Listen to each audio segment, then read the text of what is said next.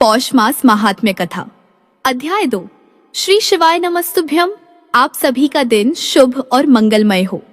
इसी मंगल कामना के साथ आज के अध्याय का शुभारंभ करती हूँ। आज दिनांक है 6 दिसंबर और दिन है शनिवार। आज हम श्रवण करेंगे पौष मास महात्म्य का दूसरा अध्याय। आज से आप सभी को हमारे चैनल पर हर दिन सुबह 5:30 बजे नियम से पौष मास की कथाएं सुनने को मिलेंगी। आप सभी से अनुरोध है कि अध्याय 1 से लेकर अंतिम अध्याय तक हमारे साथ इसी तरह जुड़े रहिएगा। चलिए अब आज के अध्याय का आरंभ करते हैं। आज के अध्याय का आरंभ हम भगवान श्री गणेश जी की एक सच्ची कथा के साथ करते हैं। पौराणिक कथा के अनुसार एक बार गणेश जी महाराज एक सेठ जी के खेत में से होकर जा रहे थे, तो उन्होंने 12 दाने अनाज के तोड़ लिए। अब अनाज के दाने बिना पूछे तोड़ लिए तो गणेश जी के मन में बड़ा भारी पछतावा होने लगा। वे सोचने लगे, अरे मैंने तो सेठ जी के यहाँ से बिना पूछे ही अनाज के दाने तोड़ लिए। इसका मतलब यह तो चोरी हुई, यानी कि मैंने सेठ जी के यहाँ चोरी कर ली। गणेश जी महाराज इस प्रकार मन में पछतावा करने लगे। गणेश जी ने सोचा, अब चोरी की है तो उसका प्रायश्चित भी जरूरी है। ऐसा विचार कर गणेश जी ने जिन सेठ जी के यहाँ से चोरी की थी, उन्हीं के यहाँ 12 साल की नौकरी करने का निश्चय कर लिया। बस फिर क्या था, गणेश जी भेष बदल कर पहुंच गए सेठ जी के यहाँ और सेठ जी से काम मांग लिया। उधर सेठ जी को भी किसी नौकर की जरूरत थी, तो उन्होंने नौकर बने गणेश जी को काम पर रख लिया। इस तरह गणेश जी नौकर बनकर सेठ जी के यहाँ काम करने लगे। एक दिन की बात है, सेठानी राख से हाथ धोने लगी तो गणेश जी ने सेठानी का हाथ पकड़कर मिट्टी से हाथ धुला दिए। सेठानी सेठ जी से बोली, आपने यह कैसा नौकर रखा है? नौकर होकर इसने मेरा हाथ पकड़ लिया। जब सेठ जी को पता चला तो उन्हें भी गुस्सा आया। सेठ जी ने तुरंत अपने नौकर को बुलाकर पूछा, तुमने सेठानी का हाथ क्यों पकड़ा? तो नौकर बने गणेश जी कहने लगे, मैंने तो सेठानी जी को एक सीख की बात बताई है, क्योंकि राख से हाथ धोने से घर की लक्ष्मी नाराज होकर घर से चली जाती है और मिट्टी से हाथ धोने से घर में लक्ष्मी जी का वास हो जाता है। सेठ जी ने सोचा, अरे मेरा नौकर है तो सच्चा। दरअसल सेठ जी के यहाँ नौकर बनकर रह रहे भगवान गणेश ने उन्हें अपना नाम भी गणेश बताया था। तो जब कुंभ का मेला आया तो सेठ जी कहने लगे, गणेश, सेठानी को कुंभ के मेले में स्नान करा ले आओ। अब नौकर बने गणेश जी सेठानी के साथ चल दिए गंगा स्नान कराने। सेठानी नदी के किनारे पर बैठकर नहा रही थी, तो गणेश जी ने उनका हाथ पकड़कर नदी में डुबकी लगवा दी। घर आकर सेठानी ने फिर से सेठ जी से कहा, इस गणेश ने तो मेरी इज्जत ही नहीं रखी और इतने सारे आदमियों के बीच में मुझे घसीट कर आगे पानी में ले गया। तब सेठ जी ने गणेश जी से पूछा, तुमने ऐसा क्यों किया? तो गणेश जी कहने लगे, सेठानी किनारे पर बैठकर गंदे पानी से नहा रही थी, मैं तो आगे अच्छे पानी में डुबकी लगवा कर ले आया हूँ। इससे सेठानी अगले जन्म में रानी और राजपाट का सुख पाएंगी। सेठ जी सोचने लगे, गणेश है तो सच्चा। एक दिन की बात है, सेठ जी के घर में पूजा पाठ हो रही थी और हवन भी हो रहा था। सेठ जी फिर से गणेश से कहने लगे कि जाओ और सेठानी को बुलाकर ले आओ। उधर गणेश जब सेठानी को बुलाने गए तो सेठानी काली चुनरी ओढ़कर चलने लगी। तो गणेश जी ने काली चुनरी फाड़ डाली और कहने लगे, सेठानी जी, लाल चुनरी ओढ़कर चलो। तब सेठानी नाराज होकर सो गई। सेठ जी ने देखा सेठानी अभी तक आई नहीं, तो खुद आ गए देखने के लिए। आकर देखा तो सेठानी तो नाराज होकर लेटी हुई थी। सेठ जी सेठानी से पूछने लगे कि क्या बात है, घर में हवन की तैयारियां हो चुकी हैं और तुम यहाँ लेटकर आराम कर रही हो। तो सेठानी कहने लगी, समझाओ अपने गणेश को, देखो आज इसने मेरी चुनरी ही फाड़ डाली। यह बात जानकर सेठ को बहुत गुस्सा आया। उस दिन सेठ ने गणेश को बुलाया और बहुत डांटा। तब गणेश जी कहने लगे, सेठ जी, पूजा पाठ में काला वस्त्र नहीं पहनते हैं और सेठानी क्योंकि काली चुनरी ओढ़कर जा रही थी तो मैंने इनसे लाल वस्त्र पहनने के लिए कहा, और जब यह नहीं मानी तो मैंने इनकी काली चुनरी फाड़ डाली, क्योंकि काला वस्त्र पहनने से कोई भी शुभ कार्य सफल नहीं होता है। यह बात सुनकर सेठ जी सोचने लगे, गणेश है तो सच्चा और समझदार। फिर एक दिन की बात है, सेठ जी पूजा करने लगे। पूजा करने के लिए उन्होंने पंडित जी को भी निमंत्रण दिया था। अब पंडित जी आए तो पूजा की तैयारियां हो गई। तभी पंडित जी कहने लगे, अरे सेठ जी, मैं तो गणेश जी की मूर्ति लाना ही भूल गया, अब क्या करें। उधर नौकर बने गणेश भगवान वहीं खड़े हुए थे और सारी बातें देख और सुन रहे थे। यह बात सुनते ही गणेश जी तुरंत कहने लगे, तो मुझे ही मूर्ति बनाकर विराजमान कर लो, आपके सारे काम सफल हो जाएंगे।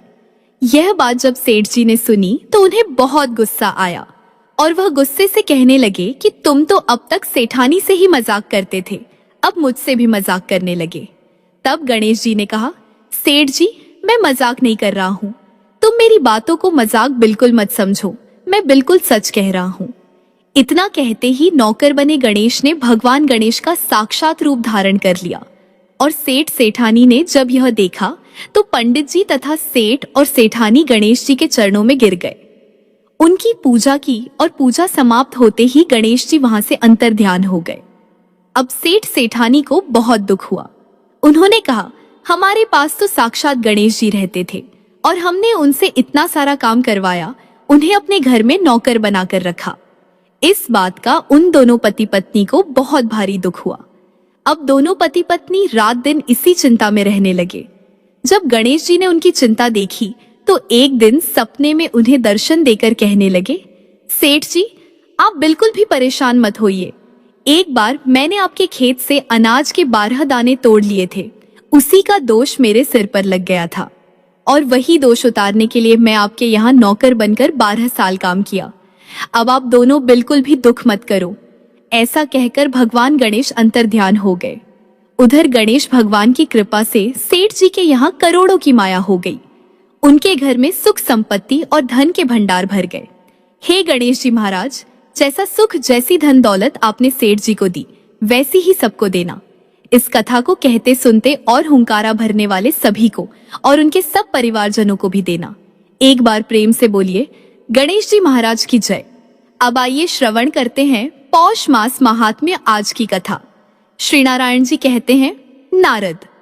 तदनंतर हर्ष से गदगद हुए मन वाले शिवजी ने श्रीहरि की आज्ञा स्वीकार करके श्रीहरि के साथ किए गए मांगलिक वार्तालाप को प्रेम पूर्वक पार्वती से कह सुनाया।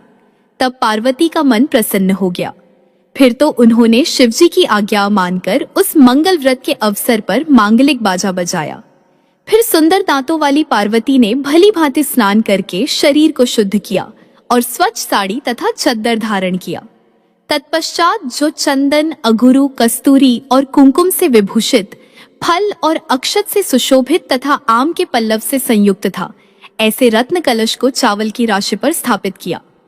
फिर रत्नों के उद्भव स्थान हिमालय की कन्या सती पार्वती ने, जो रत्नों से विभूषित तथा रत्न जटित आसन पर विराजमान थी, रत्न सिंहासनों पर समासीन मुनिश्रेष्ठों की पूजा करके चंदन, अगुरु, कस्तूरी और रत्नाभरणों से भूषित तथा रत्न सिंहासन पर विराजमान पुरोहित की समर्चना की।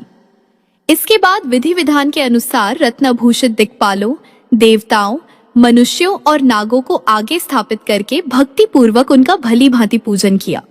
फिर पुण्यक व्रत में जिनकी अग्नि में तपाकर शुद्ध किए गए बहुमूल्य रत्नों के भूषणों, उत्तम उत्तम वस्त्रों तथा पूजनोपयोगी नाना प्रकार की सामग्रियों से पूजा की गई थी और जो चंदन, अगुरु, कस्तूरी और कुमकुम से सुशोभित थे, उन ब्रह्मा, विष्णु और महेश्वर की परम भक्ति पूर्वक समर्चना की।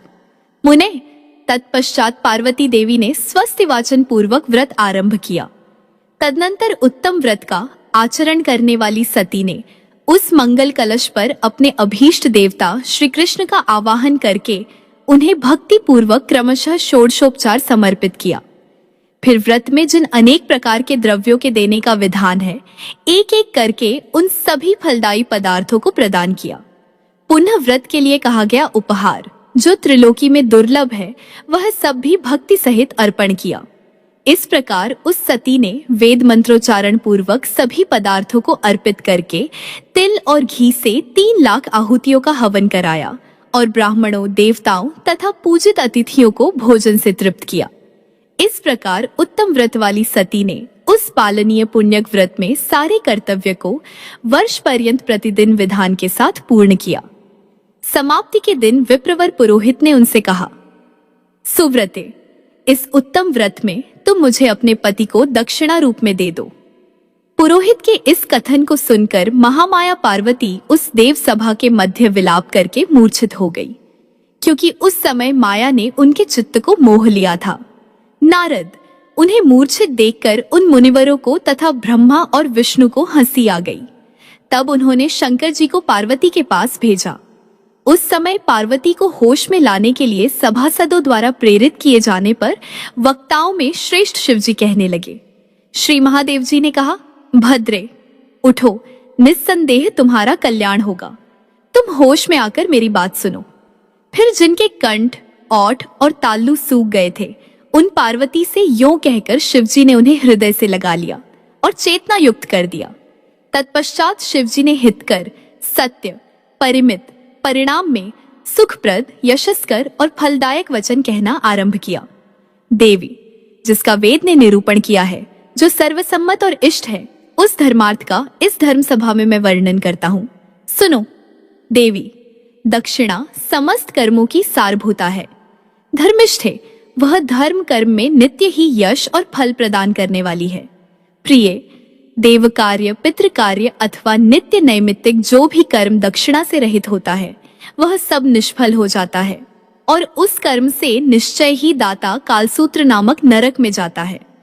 तत्पश्चात वह शत्रुओं से पीड़ित होकर दीनता को प्राप्त होता है। ब्राह्मण के उद्देश्य से संकल्प की हुई दक्षिणा यदि उसी समय नहीं दे दी जाती है तो वह बढ़ते बढ़ते अनेक गुनी हो जाती है। श्री विष्णु ने कहा, धर्मिष्ठ है, धर्म कर्म के विषय में तुम अपने धर्म की रक्षा करो, क्योंकि धर्म ज्ञाय, अपने धर्म का पूर्णतया पालन करने पर सबकी रक्षा हो जाती है। ब्रह्मा ने कहा, धर्म ज्ञाय, जो किसी कारणवश धर्म की रक्षा नहीं करता है तो धर्म के नष्ट हो जाने पर उसके कर्ता का विनाश हो जाता है। धर्म ने कहा, साध्वी, पति को दक्षिणा रूप में देकर यत्नपूर्वक मेरी रक्षा करो। महासाध्वी, मेरे सुरक्षित रहने पर सब कुछ कल्याण ही होगा। देवताओं ने कहा, महासाध्वी, तुम धर्म की रक्षा करके अपने व्रत को पूर्ण करो। सती, तुम्हारे व्रत के पूरा हो जाने पर हम लोग तुम्हारे मनोरथ को पूर्ण कर देंगे। मुनियों ने कहा, पतिव्रते, हवन को पूरा करके ब्राह्मणों को दक्षिणा प्रदान करो। धर्मज्ञाय, हम लोगों के उपस्थित रहते अमंगल कैसे होगा।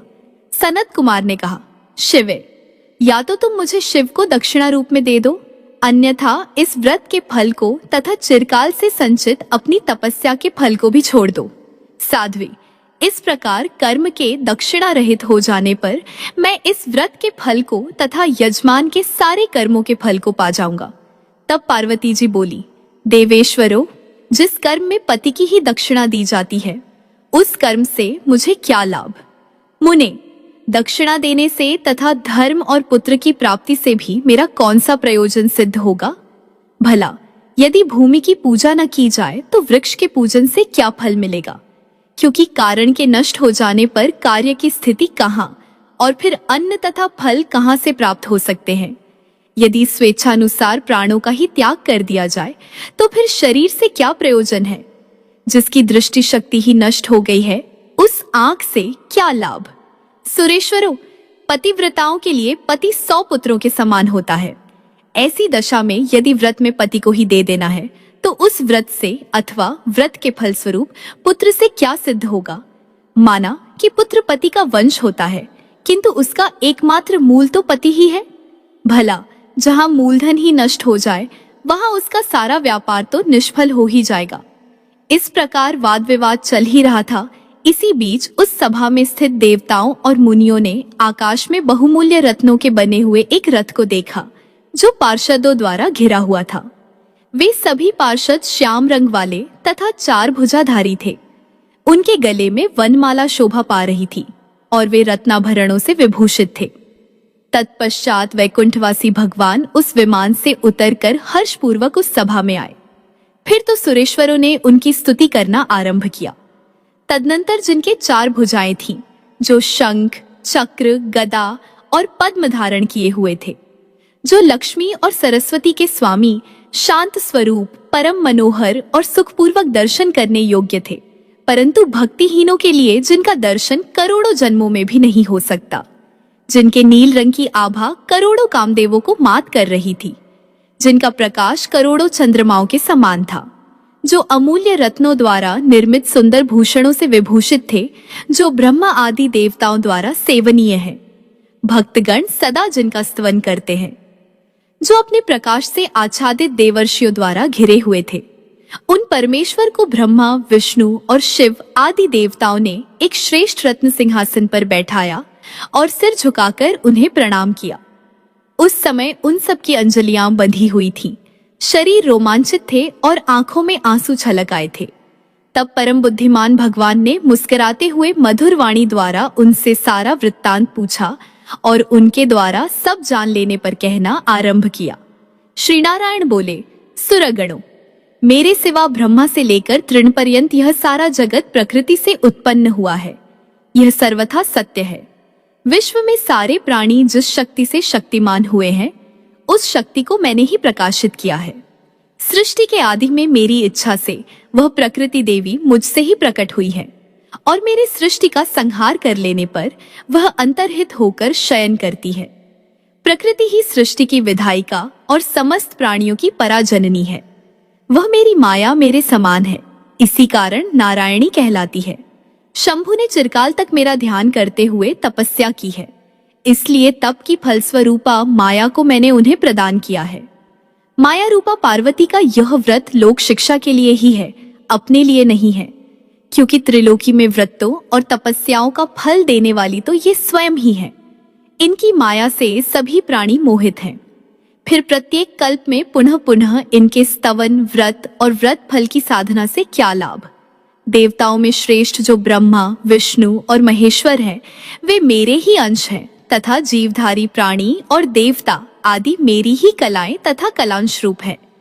जैसे कुम्हार मिट्टी के बिना घट का निर्माण नहीं कर सकता तथा सोनार स्वर्ण के बिना कुंडल बनाने में असमर्थ है, उसी तरह मैं भी शक्ति के बिना अपनी सृष्टि की रचना करने में असमर्थ हूँ। अतः सृष्टि के सृजन में शक्ति की ही प्रधानता है। यह सभी दर्शन शास्त्रों को मान्य है। मैं समस्त देहधारियों का आत्मा, निर्लेप, अदृश्य और साक्षी हूँ। प्रकृति से उत्पन्न सभी पांच भौतिक शरीर नश्वर है, परंतु सूर्य के समान प्रकाशमान शरीर वाला मैं नित्य हूँ। जगत में प्रकृति सबकी आधार स्वरूपा है और मैं सबका आत्मा हूँ। वेद में ऐसा निरूपण किया गया है कि मैं आत्मा हूँ, ब्रह्मा मन है, महेश्वर ज्ञान रूप है, स्वयं विष्णु पंच प्राण है, ऐश्वर्यशालिनी प्रकृति बुद्धि है, मेधा, निद्रा आदि ये सभी प्रकृति की कलाएं हैं और वह प्रकृति ही ये शैलराज कन्या पार्वती है। मैं सनातन देव ही वैकुंठ का अधिपति हूँ और मैं ही गोलोक का भी स्वामी हूँ। वहां गोलोक में मैं दो भुजाधारी होकर गोप और गोपियों से घिरा रहता हूँ तथा यहाँ वैकुंठ में मैं देवेश्वर और लक्ष्मीपति के रूप में चार भुजाएं धारण करता हूँ और मेरे पार्षद मुझे घेरे रहते हैं। वैकुंठ से ऊपर 50 करोड़ योजन की दूरी पर स्थित गोलोक में मेरा निवास स्थान है। वहां मैं गोपीनाथ रूप से रहता हूँ। उन्हीं दिव्य भुजधारी गोपीनाथ की व्रत द्वारा आराधना की जाती है और वे ही उसका फल प्रदान करते हैं। जो जिस रूप से उनका ध्यान करता है, उसे उसी रूप से उसका फल देते हैं। अतः शिवे, तुम शिव को दक्षिणा रूप में देकर अपना व्रत पूर्ण करो, फिर समुचित मूल्य देकर अपने स्वामी को वापस कर लेना। शुभ है। जैसे गौए विष्णु की देह स्वरूपा है, उसी प्रकार शिव भी विष्णु के शरीर हैं। अतः तुम ब्राह्मण को गोमूल्य प्रदान करके अपने स्वामी को लौटा लेना। यह बात श्रुति सम्मत है, क्योंकि जैसे स्वामी यज्ञ पत्नी का दान करने के लिए सदैव समर्थ है, उसी तरह यज्ञ पत्नी भी स्वामी को दे डालने की अधिकारिणी है। सभा के बीच यूं कहकर नारायण वहीं अंतर्धान हो गए। इसे सुनकर सभी सभासद हर्ष विभोर हो गए तथा हर्ष गदगद हुई पार्वती दक्षिणा देने को उद्यत हुई। तदनंतर शिवा ने हवन की पूर्णाहुति करके शिव को दक्षिणा रूप में दे दिया और उधर सनत कुमार जी ने उस देव सभा में स्वस्ति ऐसा कहकर दक्षिणा ग्रहण कर ली। उस समय भयभीत होने के कारण दुर्गा का कंठ, ओठ और तालू सूख गया था। वे हाथ जोड़कर दुखी हृदय से ब्राह्मण से बोली। पार्वती जी ने कहा, विप्रवर, गौ का मूल्य मेरे पति के बराबर है, ऐसा वेद में कहा गया है। अतः मैं आपको 1 लाख गौएं प्रदान करूंगी। आप मेरे स्वामी को लौटा दीजिए। पति के मिल जाने पर मैं ब्राह्मणों को अनेक प्रकार की दक्षिणाएं बांटूंगी। अभी तो मैं आत्महीन हूँ। ऐसी दशा में भला आत्मा से रहित शरीर कौन सा कर्म करने में समर्थ हो सकता है? सनत कुमार जी बोले, देवी, मैं ब्राह्मण हूँ, मुझे 1,00,000 गांव से क्या प्रयोजन है और इस अमूल्य रत्न को गांव के बदले देने से भी क्या लाभ होगा? त्रिलोकी में सभी लोग स्वयं अपने अपने कर्म करता है। क्या कर्ता का अभीष्ट कर्म कहीं दूसरे की इच्छा से होता है? मैं इन दिगंबर को आगे करके तीनों लोकों में भ्रमण करूंगा। उस समय ये बालक बालिकाओं के समुदाय के लिए हंसी के कारण होंगे। मुने, उस देव सभा में यों कहकर ब्रह्मा के पुत्र तेजस्वी सनत कुमार ने शंकर जी को अपने सन्निकट बैठा लिया। इस प्रकार कुमार द्वारा शंकर जी को ग्रहण किए जाते देखकर पार्वती के कंठ, ओठ और ताल्लू सूख गए। वे शरीर छोड़ देने के लिए उद्यत हो गई। उस समय वे मन ही मन सोचने लगी कि यह कैसी कठिन बात हुई कि न तो अभीष्ट देव का दर्शन मिला और न व्रत का फल ही प्राप्त हुआ। इसी बीच पार्वती सहित देवताओं ने आकाश में एक परमोत्कृष्ट तेज समूह देखा। उसकी प्रभा करोड़ों सूर्यों की प्रभा से उत्कृष्ट थी। वह 10 दिशाओं को प्रज्वलित कर रहा था और संपूर्ण देवताओं से युक्त कैलाश पर्वत को तथा सबको आच्छादित कर रहा था। उसकी मंडलाकृति बड़ी विस्तृत थी। भगवान के उस तेज को देखकर देवता लोग क्रमशः उनकी स्तुति करने लगे। विष्णु ने कहा, भगवन, यह जो महाविराट है, जिसके रोम छिद्रों में सभी ब्रह्मांड वर्तमान है, वह जब आपका 16वां अंश है, तब हम लोगों की क्या गणना है? ब्रह्मा ने कहा, परमेश्वर, जो वेदों के उपयुक्त दृश्य है, उसका प्रत्यक्ष दर्शन करने, स्तवन करने तथा वर्णन करने में मैं समर्थ हूँ, परंतु जो वेदों से परे है, उसकी मैं क्या स्तुति करूं?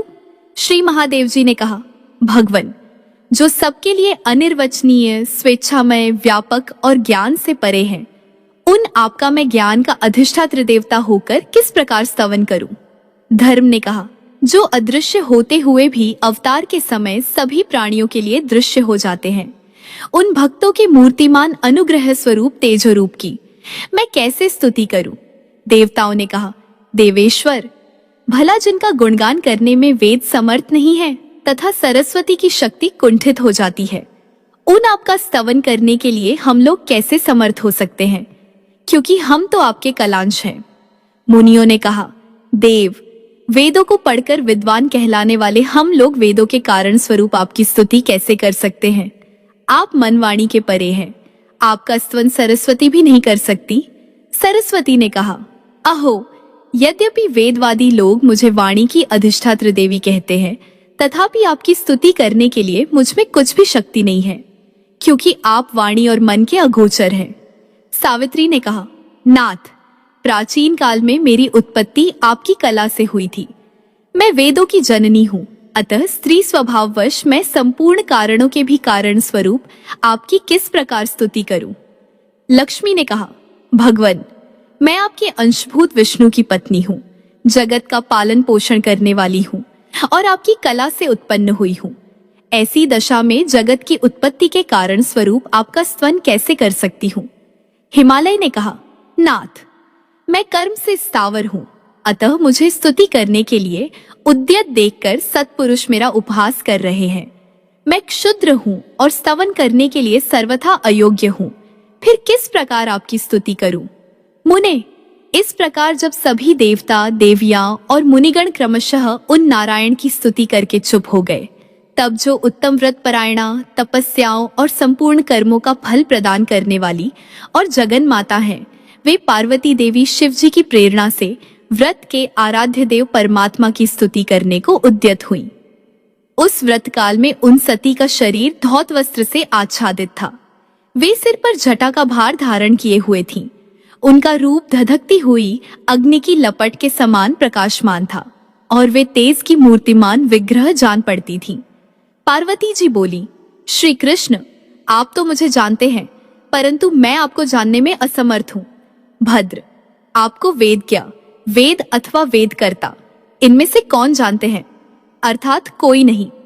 भला जब आपके अंश आपको नहीं जानते, तब आपकी कलाएं आपको कैसे जान सकती है? इस तत्व को आप ही जानते हैं। आपके अतिरिक्त दूसरे लोग कौन इसे जानने में समर्थ है? आप सूक्ष्म से भी सूक्ष्मतम अव्यक्त, स्थूल से भी महान स्थूलतम हैं। आप सनातन विश्व के कारण, विश्व रूप और विश्व हैं। आप ही कार्य, कारण, कारणों के भी कारण, तेज स्वरूप, षडैश्वर्यों से युक्त, निराकार, निराश्रय, निर्लिप्त, निर्गुण, साक्षी, स्वात्माराम, परात्पर, प्रकृति के अधीश्वर और विराट के बीज हैं। आप ही विराट रूप भी हैं। आप सगुण हैं और सृष्टि रचना के लिए अपनी कला से प्राकृतिक रूप धारण कर लेते हैं। आप ही प्रकृति हैं, आप ही पुरुष हैं और आप ही वेद स्वरूप हैं। आपके अतिरिक्त अन्य कहीं कुछ भी नहीं है। आप जीव साक्षी के भोक्ता और अपने आत्मा प्रतिबिंब हैं।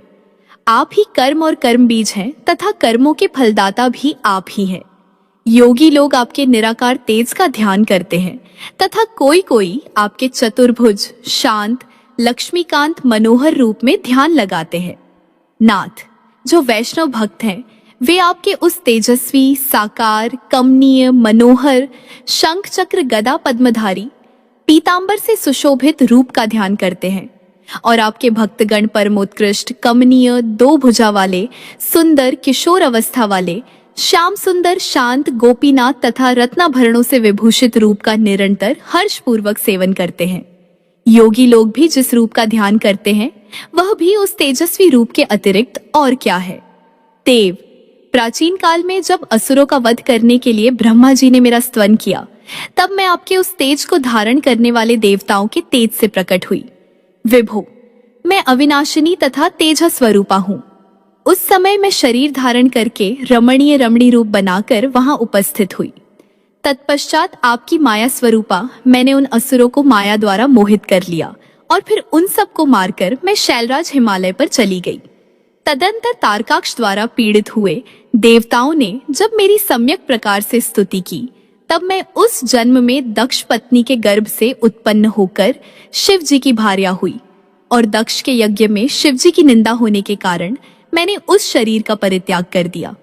फिर मैंने ही शैलराज के कर्मों के परिणाम स्वरूप हिमालय की पत्नी के गर्भ से जन्म धारण किया।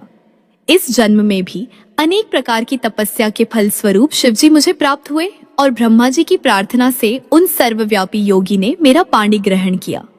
परंतु देव मायावश मुझे उनके श्रृंगार जन्य तेज की प्राप्ति नहीं हुई। परमेश्वर, इसी कारण पुत्र दुहक से दुखी होकर मैं आपका स्तवन कर रही हूँ और इस समय आपके सदृश पुत्र प्राप्त करना चाहती हूँ। परंतु अंगों सहित वेद में आपने ऐसा विधान बना रखा है कि इस व्रत में अपने स्वामी की दक्षिणा दी जाती है, जो बड़ा दुष्कर कार्य है। कृपा सिंधु, यह सब सुनकर आपको मुझ पर कृपा करनी चाहिए। नारद, वहां ऐसा कहकर पार्वती चुप हो गई।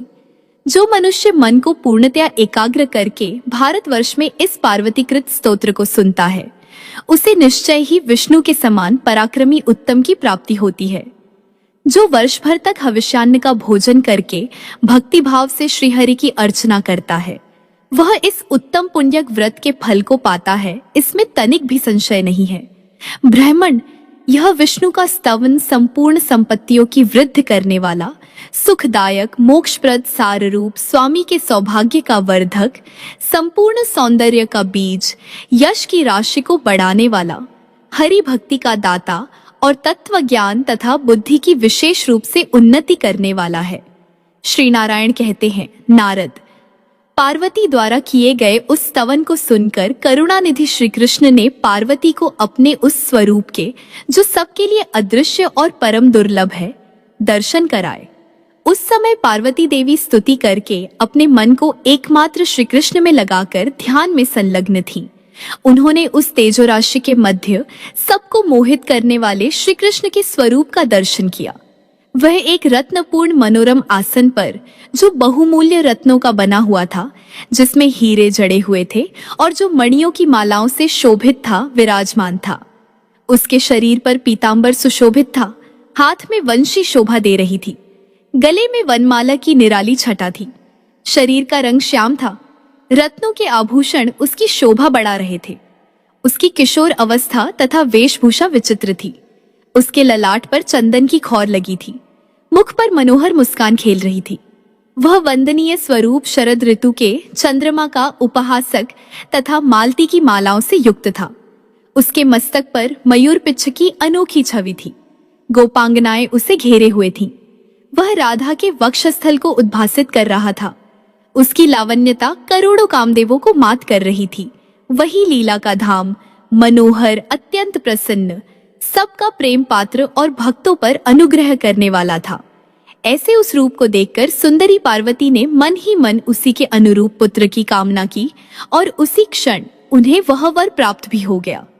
इस प्रकार वरदानी परमात्मा ने पार्वती के मन में जिस जिस वस्तु की कामना थी उसे पूर्ण करके देवताओं का भी अभीष्ट सिद्ध किया। तत्पश्चात यह तेज अंतर्धान हो गया। तब देवताओं ने कृपा परवश हो सनत कुमार को समझाया और उन्होंने उन उमा रहित दिगंबर शिव को प्रसन्न चित्त वाली पार्वती को लौटा दिया। फिर तो विश्व को आनंदित करने वाली दुर्गा ने ब्राह्मणों को अनेक प्रकार के रत्न तथा भिक्षुओं और वंदियों को सुवर्ण दान किए।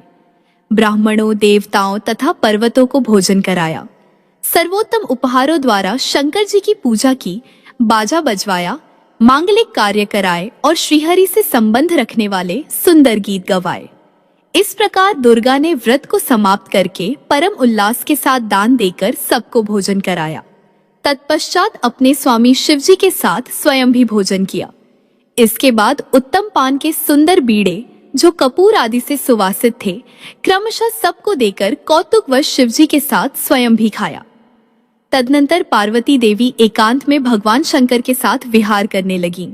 इसी बीच में एक ब्राह्मण दरवाजे पर आया। मुने, उस भिक्षुक ब्राह्मण का रूप तैलाभाव के कारण रूखा था, शरीर मैले वस्त्र से आच्छादित था। उसके दांत अत्यंत स्वच्छ थे। वह तृष्णा से पूर्णतया पीड़ित था। उसका शरीर कृश था।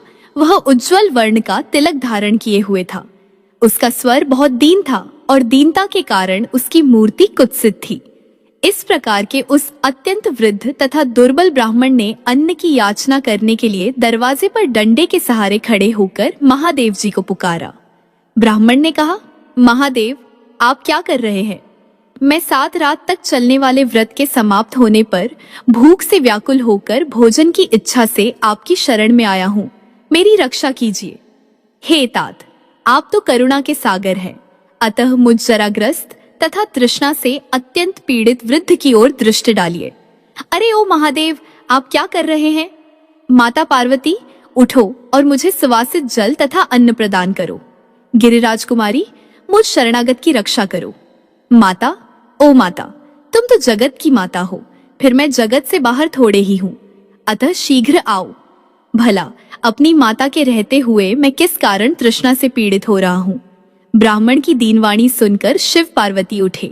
इसी समय शिवजी का शुक्रपात हो गया। वे पार्वती के साथ द्वार पर आए।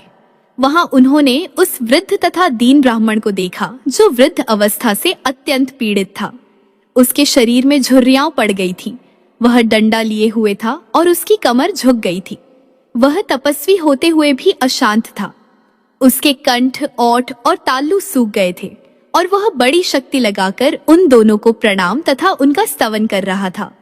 उसके अमृत से भी उत्तम वचन सुनकर नीलकंठ महादेव जी प्रसन्न हो गए। तब वे मुस्कुराकर परम प्रेम के साथ उससे बोले। शंकर जी ने कहा, वेदविद्ताओं में श्रेष्ठ विप्रवर, इस समय मैं यह जानना चाहता हूँ कि आपका घर कहाँ है और आपका नाम क्या है, इसे शीघ्र बतलाइए। पार्वती जी बोली, विप्रवर, कहाँ से आपका आगमन हुआ है?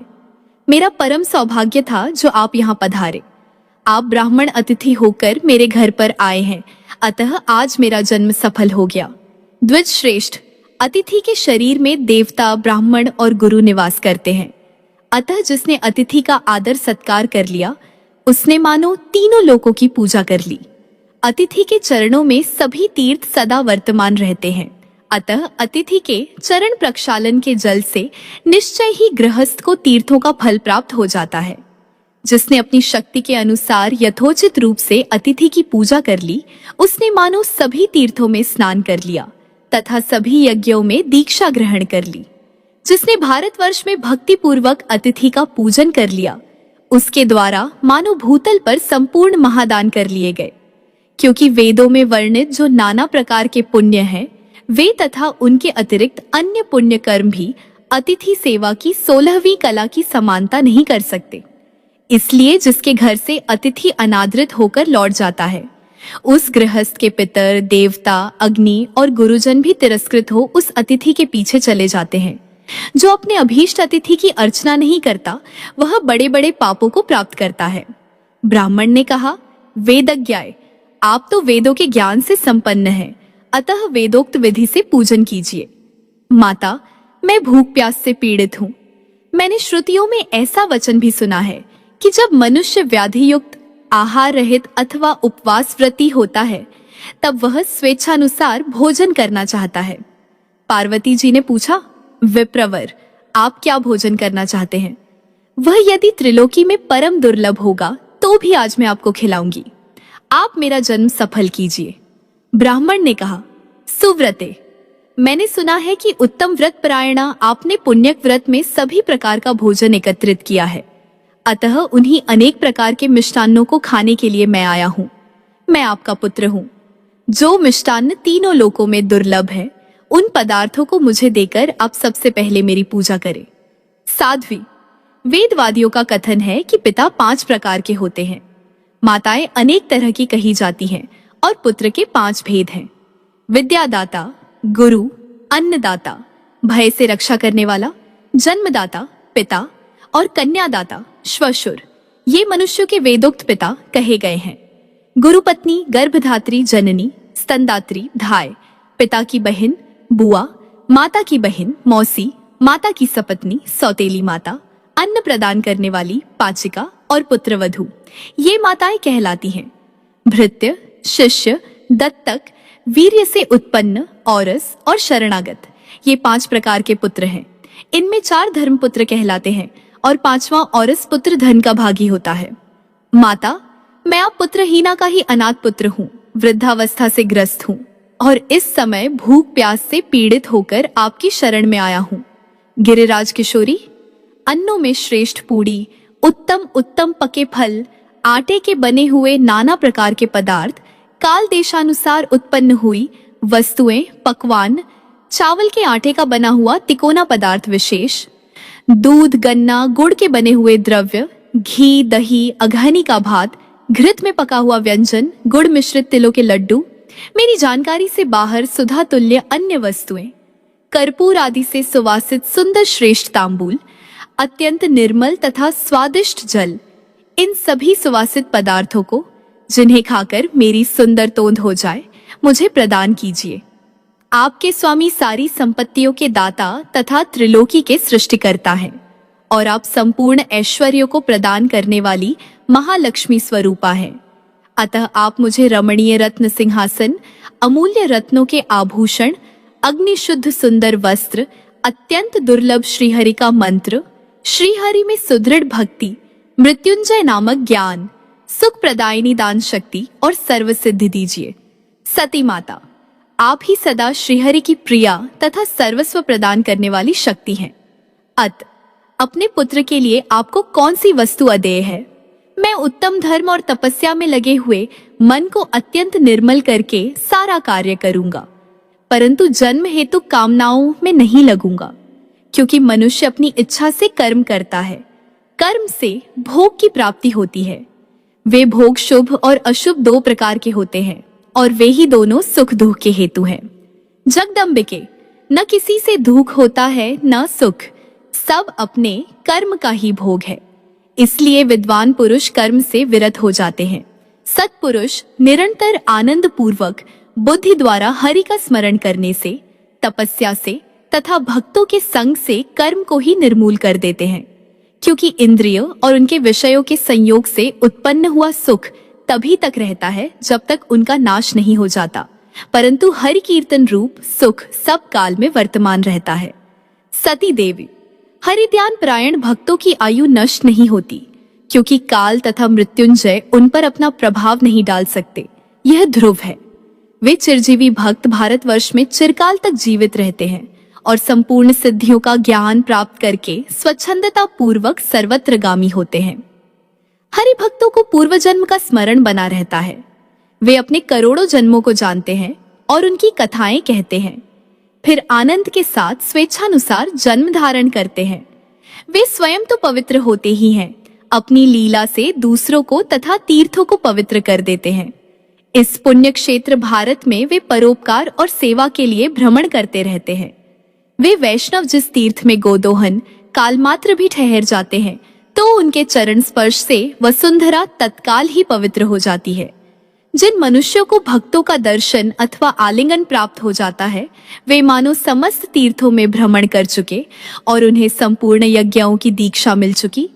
जैसे सब कुछ भक्षण करने पर भी, अग्नि और समस्त पदार्थों का स्पर्श करने पर भी वायु दूषित नहीं कहे जाते, उसी प्रकार निरंतर हरि में चित्त लगाने वाले भक्त पापों से लिप्त नहीं होते। करोड़ों जन्मों के अंत में मनुष्य जन्म मिलता है। फिर मनुष्य योनि में बहुत से जन्मों के बाद उसे भक्तों का संग प्राप्त होता है। सती पार्वती, भक्तों के संग से प्राणियों के हृदय में भक्ति का अंकुर उत्पन्न होता है और भक्तिहीनों के दर्शन से वह सूख जाता है। पुनः वैष्णवों के साथ वार्तालाप करने से वह प्रफुल्लित हो उठता है। तत्पश्चात वह अविनाशी अंकुर प्रत्येक जन्म में बढ़ता रहता है। सती, वृद्धि को प्राप्त होते हुए उस वृक्ष का फल हरि की दास्ता है। इस प्रकार भक्ति के परिपक्व हो जाने पर परिणाम में वह श्रीहरि का पार्षद हो जाता है। फिर तो महाप्रलय के अवसर पर ब्रह्मा, ब्रह्मलोक तथा संपूर्ण सृष्टि का संहार हो जाने पर भी निश्चय ही उसका नाश नहीं होता। अंबिके, इसीलिए मुझे सदा नारायण के चरणों में भक्ति प्रदान कीजिए, क्योंकि विष्णु माए, आपके बिना विष्णु में भक्ति नहीं प्राप्त होती। आपकी तपस्या और पूजन तो लोक शिक्षा के लिए है, क्योंकि आप नित्य स्वरूपा सनातनी देवी हैं और समस्त कर्मों का फल प्रदान करने वाली है। प्रत्येक कल्प में श्री कृष्ण गणेश रूप से आपके पुत्र बनकर आपकी गोद में आते हैं। इस प्रकार कहकर वे ब्राह्मण तुरंत ही अंतर्धान हो गए। वे परमेश्वर इस प्रकार अंतर्हित होकर बाल रूप धारण करके महल के भीतर स्थित पार्वती की शैया पर जा पहुंचे और जन्मे हुए बालक की भांति घर की छत के भीतरी भाग की ओर देखने लगे। उस बालक के शरीर की आभा शुद्ध चंपक के समान थी। उसका प्रकाश करोड़ों चंद्रमाओं की भांति उद्दीप्त था। सब लोग सुखपूर्वक उसकी ओर देख सकते थे। वह नेत्रों की ज्योति बढ़ाने वाला था। कामदेव को विमोहित करने वाला उसका अत्यंत सुंदर शरीर था। उसका अनुपम मुख शारदीय पूर्णिमा का उपहास कर रहा था। सुंदर कमल को तिरस्कृत करने वाले उसके सुंदर नेत्र थे। ओष्ठ और अधरपुट ऐसे लाल थे कि उसे देखकर पका हुआ बिंबाफल भी लज्जित हो जाता था। कपाल और कपोल परम मनोहर थे। गरुड़ के चोंच की भी निंदा करने वाली रुचिर नासिका थी। उसके सभी अंग उत्तम थे। त्रिलोकी में कहीं उसकी उपमा नहीं थी। इस प्रकार वह रमणीय शैया पर सोया हुआ शिशु हाथ पैर उछाल रहा था। इससे आगे का वृतांत सुनिएगा अगले अध्याय में। हरे कृष्णा।